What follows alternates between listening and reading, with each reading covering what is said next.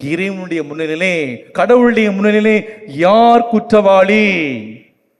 இந்த இறைவன் தரக்கூடிய அருமையான செய்தி. நீங்கள் இந்த உலகின் போக்கின்படி நீங்கள் தீர்ப்பிடுகிறீர்கள். இந்த நற்செய்தி வாசகத்தில் வாசிக்க கேட்டான், யார் குற்றவாளி? தீர்ப்பிடக்கூடிய அதிகாரம் யாருக்கு இருக்கிறது? அன்பானவர்களே, இந்த நாளிலே ஆண்டவர் நம் ஊரை பார்த்து ஒரு கேள்வியை கேட்கின்றார்.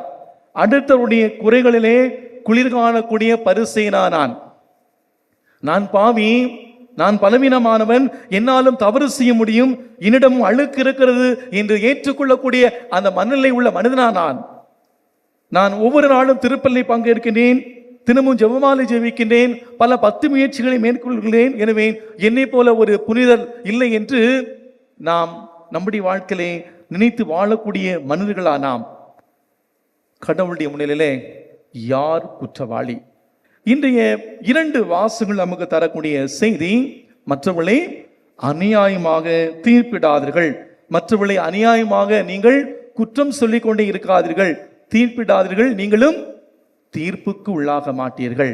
உனக்கு வெளி தோற்றம்தான் தெரியும், செயல் மட்டும்தான் தெரியும். எந்த சூழ்நிலை ஒரு சிலர் உனக்கு தவறுகள் என்று தோன்றுவதை செய்தார்கள் என்பது உனக்கு தெரியவே தெரியாது, கடவுளுக்கு மட்டும்தான் தெரியும். நீ யாரையும் தீர்ப்பிடாத. உன்னுடைய கண்ணில் இருக்கக்கூடிய பெரிய விட்டத்தை எடுக்காமல் அடுத்தவர் கண்ணில் இருக்கக்கூடிய துரும்பை எடுக்க முயற்சிப்பது ஏன்? முதல்ல நீ மற்றவர்களை தீர்ப்பிடுவதற்கு முன்பாக நீ யோக்கியமா, நீ ஒழுங்கா இருக்கியா, நீ நல்லா இருக்கியா?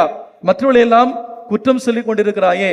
நம்மள பல பேர் அடுத்தவ சட்டியில என்ன அமைதுன்னு பார்க்காம நம்ம சட்டியில என்ன கருதுன்னு நம்ம பார்க்கணும். நம்ம பிரச்சனை என்னன்னா, நம்ம என்ன செய்வோம், மற்றவங்க சட்டியில என்ன சின்னதாக நம்ம பார்ப்போம்.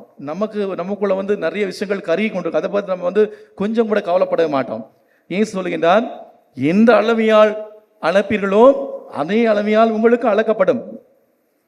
அதுக்கு முதல்ல சைக்காலஜியில் அழகாக சொல்வார்கள், எதுக்கு பார்த்தாலும் மற்றவங்களை நம்ம தப்பு சொல்லிக்கொண்டே இருக்கக்கூடாது.